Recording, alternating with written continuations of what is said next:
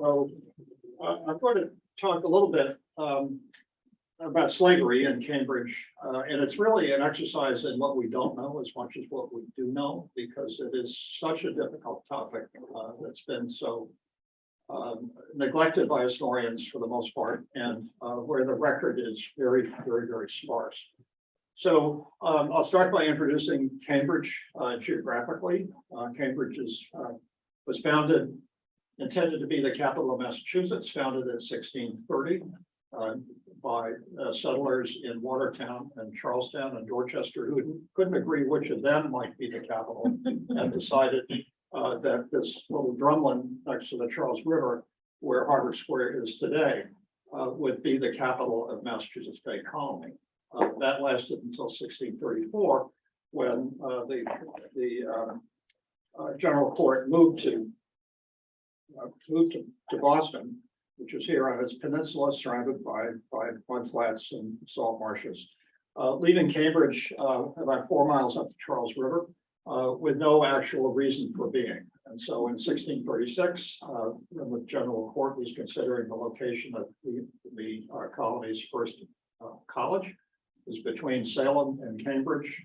Cambridge got it, for better or for worse. So that's how we achieved Harvard College and then Harvard University. The village, which is today's Harvard Square, with the original street plan still in place, persisted as the only village in Cambridge for well over 100 years. Cambridge, by the end of the 19th century, it still included all of Alston and all of Arlington, the second and third parishes of Cambridge, which were administered by the town meeting, which met in the meeting house in Harvard Square. This, just for interest, is the first original map of Massachusetts Bay from 1633 or 37. There's the Charles River. There's Boston on its peninsula. There's Harvard, the village, then still called Newtown, and then up on the Mystic River and Alewife Brook is an indigenous encampment, measured by these triangular teepee symbols. This is an extraordinary map that shows you the geography, how well they understood almost immediately, certainly the waterborne geography of Massachusetts Bay, but also we're beginning to reach out into the hinterland.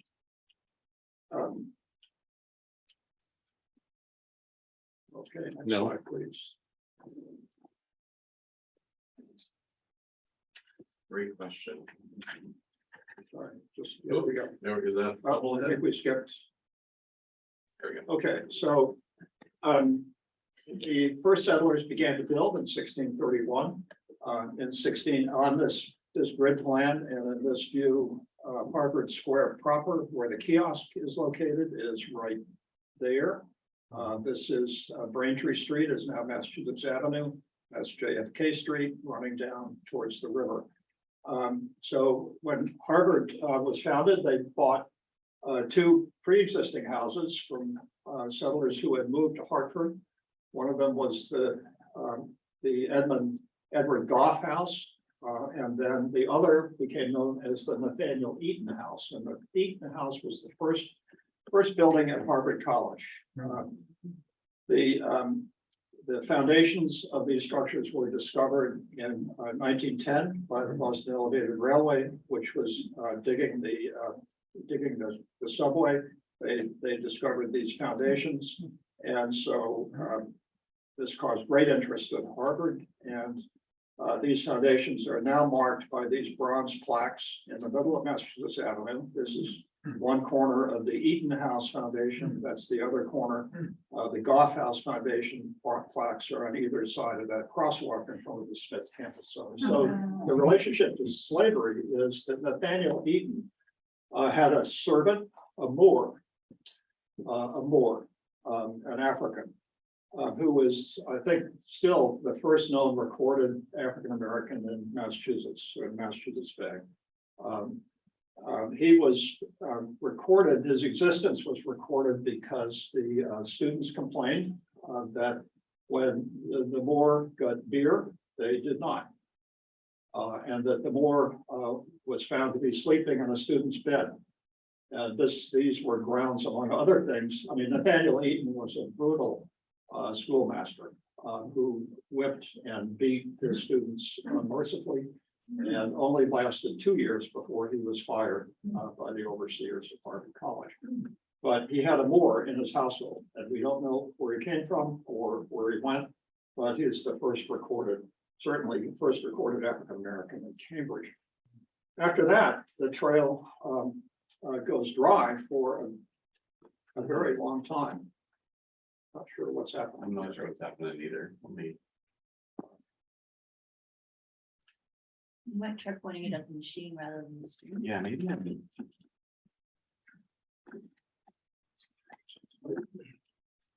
There we go. So by the end of the 17th century, we have this first recorded view of the village of Harvard Square. A group of a pair of Jesuit priests in disguise came down from Canada to reconnoiter Massachusetts Bay and see what the Puritans were up to. And they, this is a tiny vignette on a much larger map of Massachusetts Bay. And they identify Cambridge as a village of 80 houses and a university. Here's the Charles River, and this is not necessarily entirely accurate, but that's the second meeting house, which was in Harvard Square. This multi-gable structure is one of the Harvard buildings. That's another Harvard building. You can see a gable end. And then in the foreground, there is a cluster of houses. Not necessarily exactly representational, although we think that's an accurate view of the meeting house, and this corresponds to some of our early information about the early Harvard buildings. But we have no idea what the population mix was at that time. At this period, and exactly at this period, the governor said there were maybe 5 or 6 African Americans in Massachusetts Bay. Very, very small numbers, and who knows if that was accurate and where they were. One more.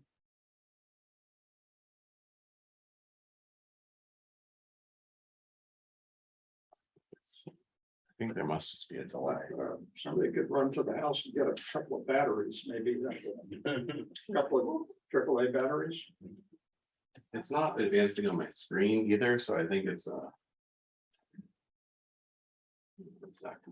Here we go. There we go. So the first actual record we have of slaves or African Americans of any kind in Cambridge is this 1749 assessor's valuation by the town of Cambridge. We have one of these sheets. It's about 16 inches wide and about 3 feet long. One for each parish, first, second, and third parish, Cambridge, Arlington, and Brighton. Lists every taxable household on the left, the number of individuals, and the property for which they can be assessed. Their houses, their stock, their land, the land for mowing, the land for transportation, all of these things, and that includes slaves between 12 and 50 years of age, as well as servants or indentured servants, Indian, Negro, or mulatto for a term of years. There were none of those in Cambridge, but there were slaves that were listed here. And these were all the slaves that were present in 1749. So I've listed these more or less in order of social standing and occupation. And you can see that the first 5 are people who are dealing in leather, either tanning hides, making shoes. A cordwainer is a shoemaker, making saddles. Tanning leather meant taking raw hides from slaughtered cattle, soaking them in a solution made from tan bark, the bark of oak trees, and scraping and pounding and washing repeatedly. It was a pretty common occupation in Cambridge. The area north of Harvard Square, up into the Agassiz neighborhood, has a very high water table even today. So fresh water was readily available very near the surface. That was a key ingredient in tanning hides. So this was nasty, nasty work. And it's not, it's understandable that if you could find a slave to do this work, this is what you would prefer to do rather than yourself. Then Lieutenant Stedman is an innkeeper. He's got one slave in 1749, a storekeeper. You'd have to believe that these slaves had a better existence than working in the tan yards. Elizabeth Nutting, who we don't know very much about, but her I think her son was a Tory who I believe in 1775. She was unmarried, or not her son, but a relation anyway. One, Francis Foxcroft, was a judge. He was a colony-wide, probably well, certainly important on a colony-wide basis. So was Edmund Trowbridge. They lived in Cambridge. The court met in Middlesex County, but they also were on the Supreme Court in Boston. Mrs. John Vassall, that's the mother of John Vassall Jr., who built the Vassall Craigie Longfellow House. And then Henry Vassall, whose house we're going to visit later, merchant, had 4. So the Vassalls were the ones who had the West Indian connections, where they had slaves in the West Indies and could bring them in.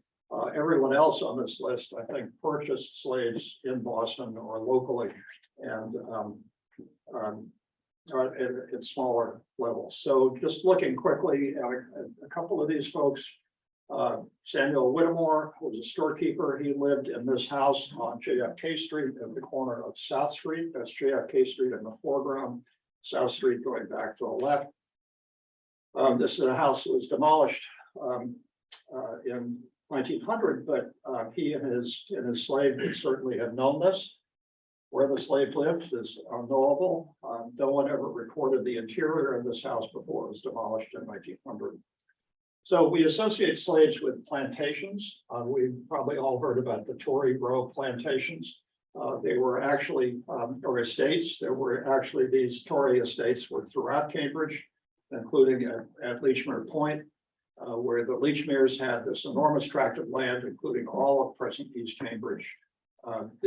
Ralph Inman had this estate running along Inman Street up to the city line. Foxcroft had this one property labeled 5, and then the Tory Row estates numbered right out the street. But by the time of this valuation, there are only 3 of these: Phipps, Brattle, and Henry Vassall. Henry Vassall having the smallest, and not really an estate at all, just a fairly large lot of land. So these folks' need for slaves was really more for household work and probably not too much heavy agricultural work. Then Henry Vassall, moving on to him, he's got a very small property, but he's got 4 slaves, and we know about this in detail because he married Penelope Royal of Medford, daughter of one of the richest men in Massachusetts, with enormous plantations in the West Indies. And they married in 1742 and lived in Lawrence House across the street. This is when you visit. This is now occupied by 2 families. This L has been demolished. There is an entrance on Hawthorne Street and an entrance that faces Harvard Square, and we'll go into this far entrance. This is the oldest, about the oldest photograph we have, certainly the one that shows it closest to its original condition. It was an old house when Henry Vassall bought it, but he improved it and lived in it until he went bankrupt and left. Penelope Vassall. It was confiscated by the Committee of Correspondence. Penelope Vassall tried to get back. Of course, she lost everything, then lost her slaves, and the story of Tony and Cuba Vassall is pretty well known. So I won't go into that. Other sites, I'll come back to them in a second, but other sites that still exist that are associated with slavery in Cambridge include the Hooper Lee Nichols house, where Judge Lee had slaves. Then the Wadsworth House at Harvard, in Harvard Yard, where both Benjamin Wadsworth and Joseph Willard had slaves. There's now a plaque on the L that commemorates some of them. That's Boylston Hall. These are historic photographs, but these sites all still exist. The William Brattle House, oops, oh, there we go. William Brattle House. This house. The Leechmere Sewell Redazel House, which has been so thoroughly remodeled, it's unrecognizable. It's now at 149 Brattle Street. This is Brattle at the corner of Spark Street coming in here. This is an interesting site because Richard Leechmere, of course, had a slave who sued for his freedom, and Jonathan Sewell, as Attorney General, took the slaves part against Leechmere, who was a Tory who left before the siege of Boston. And then Elmwood, Peter Oliver House, where he had the largest number of slaves. So the landscape in this area, these were not plantations on the southern scale or even on a Rhode Island scale. These were mostly gentlemen's farms. The land in Cambridge is not suitable for crop cultivation. It was mostly for pasturing or keeping your horses or maintaining your stud lines and showing off your gardens. This is a model of Cambridge that we did at the Bicentennial that based on the best research we had. That's the gardens behind the Leechmere House.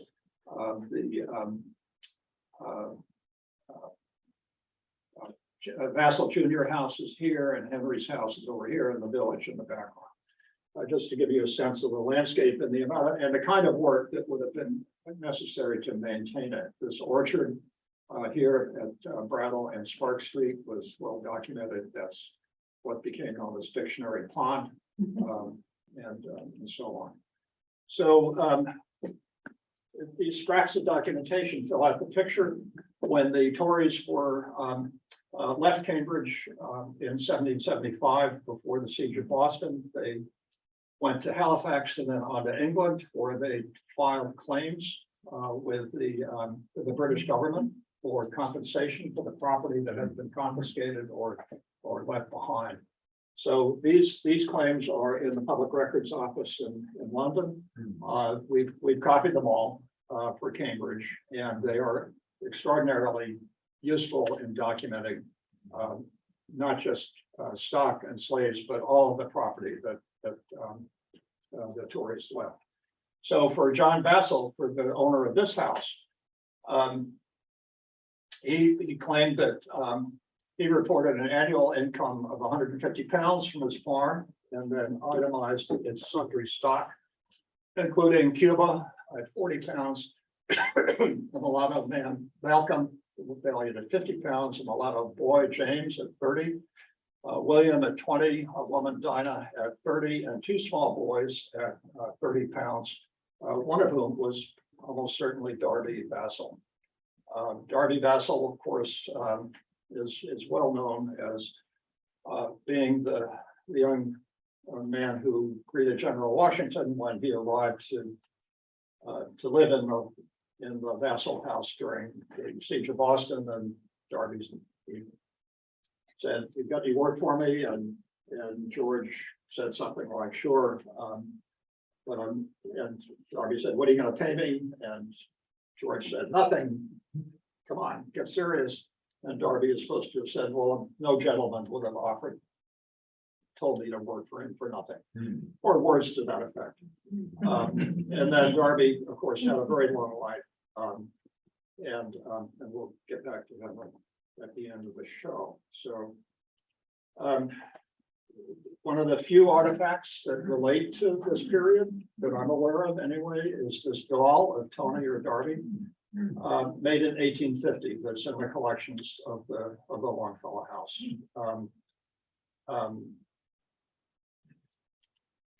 So in the course of this research over a number of years, we've compiled this list of documented slave owners in Cambridge from 1635 to about 1789.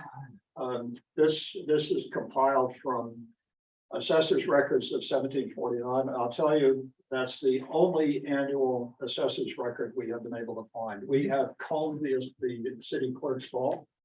I found nothing else in this period. I mean, I would do almost anything for an assessor's record from, say, 1765 or 1770, because right after 1749, it was when the Jamaican planters, the Tories, began buying the land, bringing in slaves, developing their estates. But these are the documents we have. The assessors, the BR, and the vital records that were published for up to 1850. Harvard refers to Harvard's recent study of slavery at the university, and so on. Could you tell us how many it is? How Sorry. many people are listed there? How many people? I'm sorry, you'd have to count. This is, this is everyone who appears in any record that we could find who owned a slave, and they include the people on the 1749 list, who include the stewards and masters. There's Nathaniel Eaton in the 1630s, the steward Hastings in the 1770s, a couple of presidents of Harvard that show up in several records, but also in the Harvard studies, and then the Loyalist claims files. So I've got, since this is being recorded, I've included the sources for all those abbreviations. So one of the most intriguing sites associated with slavery, and the least investigated, is the old burying ground in Harvard Square, the corner of Garden Street and Mass Ave. This was established as the town burying ground in 1634, and it was the only town burying ground until 1811, when the town opened a new cemetery on Broadway that is now Center Park. And then in 1854, opened the current Cambridge Cemetery over near Mount Auburn. So everyone who died in the first parish from 1634, at least till 1811, in theory, was buried here.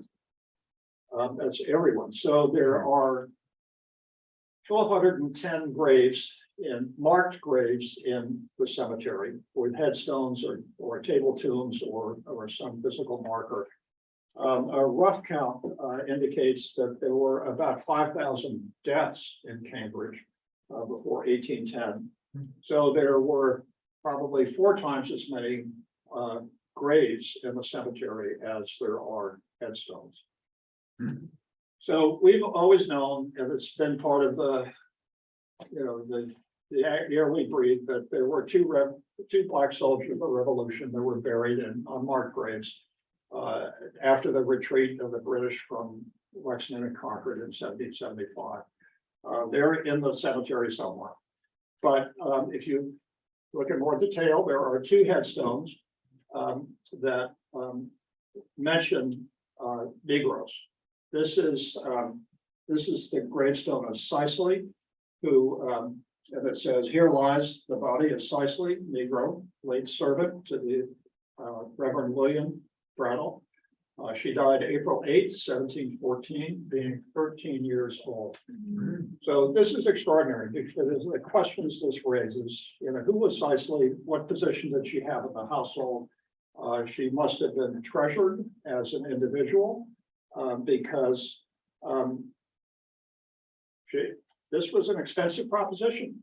I mean, this is not something that you would do for an ordinary slave, whether she was actually a family member who was a daughter of one of the Brattles, or just somebody who had grown up in the household and was cherished by members of the household. In any event, the Brattles decided to commemorate her death. So she sits not far from the middle of the cemetery, which is kind of perplexing because one of the features of almost every New England cemetery is that the paupers, slaves, Negroes, strangers, disease victims were always buried in the furthest back corner of the cemetery, farthest from the village, in some far corner where respectable people weren't buried. But here she is, pretty much in the middle of the cemetery. She's not in the middle, but not far from the middle. Here she is. There's Garden Street, there's Mass Avenue, there's the First Parish Church and Christ Church, and there's Sisley right here. But if you look at the evolution of the cemetery, the actual original bounds of the cemetery are out here, outlined here. So Sisley is right there. She's right on the edge. When she died in 1714, this is one of the far corners of the cemetery. Considering that the village is down here south of Harvard Square. That's where the village was. Harvard Yard is across the street. There's Appian Way doesn't exist. There are almost no houses on Garden Street. Gravel Street, has a few properties, but the actual habitations in Harvard Square were south of Mass Ave. So the furthest you could get in the cemetery from several habitations is back in this corner. And if you look in that back corner, there's a blank spot. So that's intriguing. I think that's an indication of where to look. So the cemetery was expanded in 1760. And then again in 1767 down here to its current extent. And these new properties were kind of sparsely populated with headstones. There's a pretty good concentration up here along Garden Street. And we haven't done a census of allocating people's social status or whatever, but these are all people who can afford headstones. So they had some value. You can see this sort of rank here along the back property line. This is a noticeable feature on the ground, and it's not obvious why this is laid out the way it is, but it faces the old property line. So then there are more clues here. In this area, in this 1760 acquisition, is this stone for Susan Lennox, who was died at a very young age in 1837 at age 22, and a very elaborate, another expensive headstone. And this is just another headstone until Leslie Brunetta is an independent scholar who's been researching the African American community now intensively for several years, pointed out that she was Black. And her headstone, you can see if you can read this, it said it was daughter of Mr. Charles Lennox and Mrs. Lennox. His stone is next to hers. He died in 1852, and he turns out to have been noticed by the New York Times upon his death as the wealthiest Negro in New England, with an estate of $20,000 that he accumulated, starting by selling pies in Harvard Yard, and eventually graduating to lending cash to students, to professors, to Oliver Hastings, the largest developer in town, to numerous faculty at Harvard, and others in Boston and Cambridge. And Leslie's research has documented all of that. So it's interesting. There's a bunch of things that are interesting here. These burials in 1837 and 1852 were long after the town had opened the new cemetery in Senate Park. They're also up here in a line with Sisley stone, those three stones. They're up here in this new territory and surrounded by open space. There's nothing around. So we've been talking to some faculty at Harvard about doing some ground penetrating radar to identify the graves that got to be there. This is one of those far corners, despite the fact that it's across from the corner and next to Christ Church. Christ Church was just built in 1760. They were Anglicans in the town. I assure you, the town administration did not care much for the Anglicans, and so they didn't care who they were burying over here next to Christ Church. So this is a whole area of research. Who's in here? How packed it is. Is it really a question of only 4 times as many graves as as there are stones, or are there many more? Because the vital records only list about 15 Negroes having been died for between 1632 and 1850, and a bunch of those were died after the cemetery was closed. So why Charles Lennox put his daughter here? I guess because it was this back corner. Maybe he felt more of an affinity with this older cemetery than he did with the Newtown Cemetery, which was a good thing because the Newtown Cemetery was abandoned. The graves were all collected. Your descendants could pay to have your headstone and your grave moved to the Cambridge Cemetery in 1854, but most people didn't. And so those graves and stones mostly disappeared. So this, at least Charles Lennox and his daughter have managed to perpetuate themselves here. So there are other clues, and we're going to wind up now. What about indigenous slaves and indigenous indentured servants? We know that many of the indigenous were enslaved as a result of King Philip's War and other atrocities perpetrated by the settlers.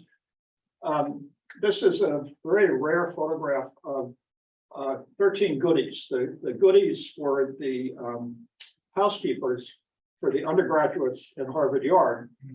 They were employed by Harvard College. There were always more goodies, who knows how far towards the present they were employed. I suspect Harvard still employs custodians. But in this period, they were women from the town who came in daily and cleaned for the students. And I can't help think, but when I'm looking at these faces, that this is a range of ethnicities at least. And this is something that really ought to be researched, because there certainly were goodies back to the beginning of Harvard College, back to the 17th century. And I don't know if Harvard has any records, but Harvard has a lot of records, and if they're there, then this would be a great subject for research. Who were these women, and what were their backgrounds, and so on and so forth. So I'm going to wind up in a second. This is the sort of demographic picture going forward. You can see that in 1749, there were 32 African Americans in the 3 parishes. 16 in the first parish at present day Cambridge, 32 in all 3 parishes, and then the number goes up to 90 in 1765. That big jump with the plantation owners. We don't have the 1776 numbers. There's still 60 in 1790 after the abolition of slavery through the courts in 1783, and then the population disperses. It goes down to 25 in 1800 and gradually grows back. By from 1860 to 1880, you get African Americans moving up from the South, coming back from Nova Scotia. There are all sorts of currents of people coming to Cambridge for employment or to recapture family ties or whatever. Again, there are the sources for all those numbers.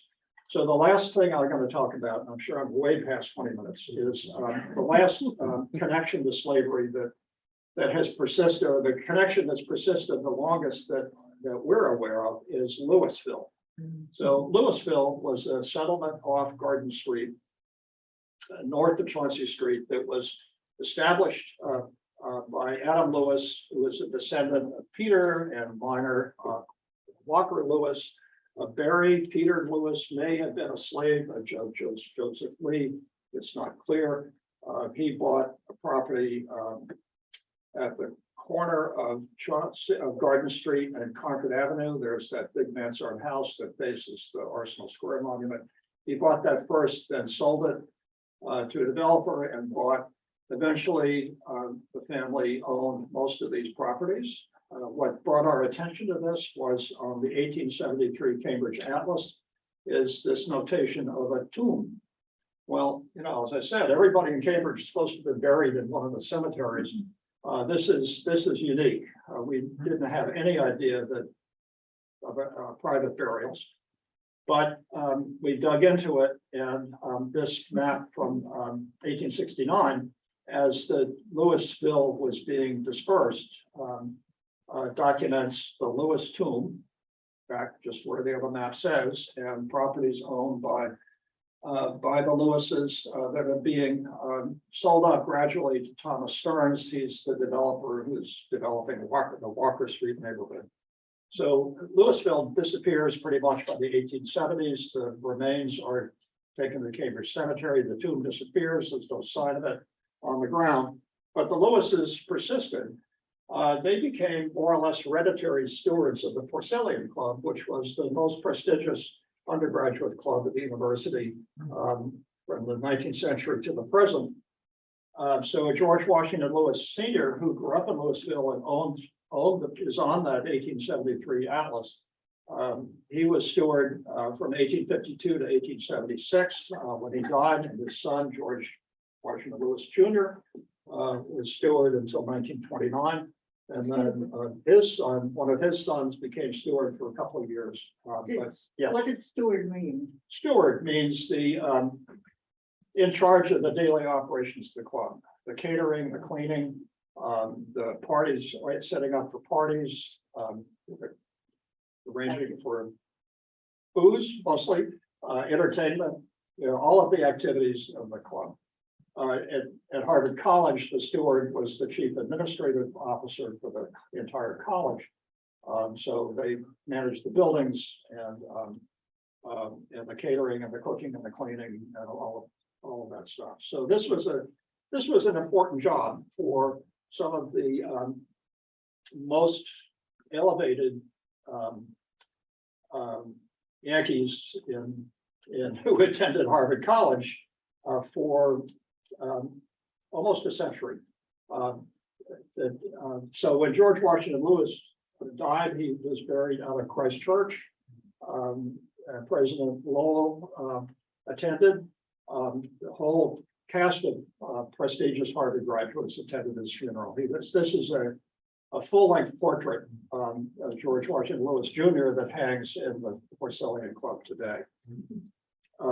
So he and his wife left Louisville, moved into this house on Parker Street, which is not far away on the other side of Concord Avenue, and lived a middle-class life until he died in the late 1920s.